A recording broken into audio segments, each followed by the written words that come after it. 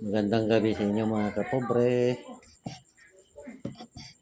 Ano pala, meron lang akong sasabihin sa inyo mga kapobre. Meron kasi ako na nakarating sa akin na balita na yung lahi daw namin, may lahi daw kami magkukulam. Ibang klase rin yung kwento na yan. Tsaka nanggagayuma daw. Kahit pa ganito pangit itong mukha ko, hindi ako marunong manggayuma. Sa totoo lang, kahit ganito lang itong mukha ko, nung binata pa ako, marami akong mga siyuta. Hindi ko ginagamitan ng gayuma yon. Marunong ako magsalita. Marunong ako manligaw. At saka kung gusto ninyo malaman kung ano talaga pagkatao namin, kung gusto nyo, makibalita kayo doon sa lugar namin. Ako, taga Bohol ako. Sabihin ko sa inyo, kung mag-imbestiga kayo doon, kung mayroon kayong duda sa amin na itong lahi namin, mayroong magkukulam. Awa ng Diyos.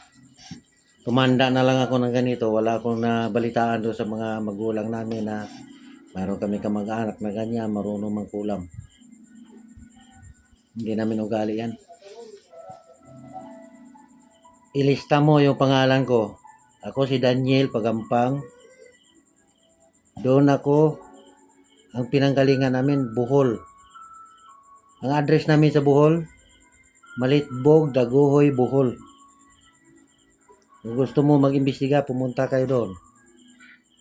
Para malaman mo kung magkukulam ba yung mga kamag-anak namin.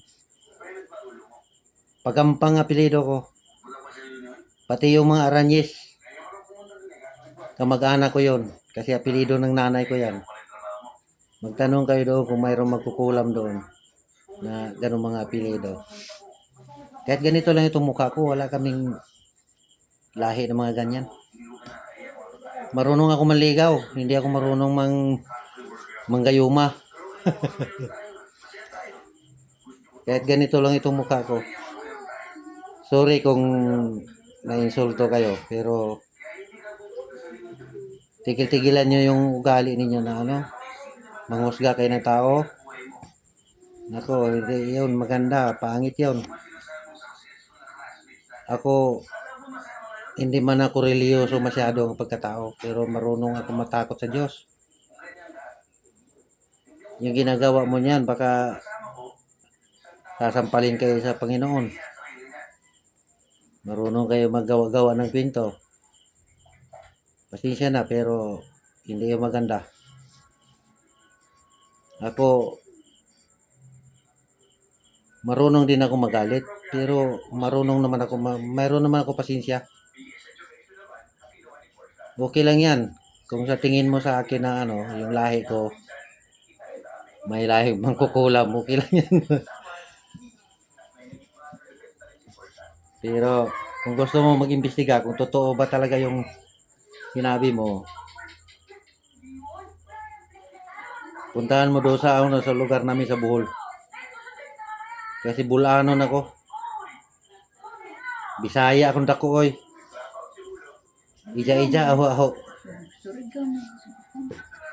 Dito lang ako lumaki sa Surigao.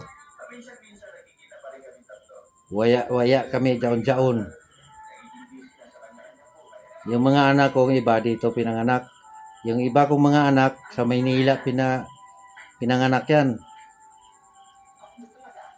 Yung isang anak ko lang andito pinanganak, pero yung 6 lahat ang anak ko, yung 5 anak ko sa Maynila pinanganak lahat yun. Kaya kahit paano marunong din ako magtagalog. Dahil 16 years ako dyan sa Maynila nakatira. Matagal ako nagtrabaho dyan sa construction. Nagsimula ako sa labor, naging mason ako, naging karpintero. Puro finishing yon. Naging foreman ako dyan sa Manila. Kaya ngayon pa lang ako nakarinig na mayroon nagsabi na lahi ko mangkukulam, manggayuma. Naku po, pasensya ka na lang o patawarin ka ng Panginoon. Hanggang dito na lang mga friends. Maraming salamat.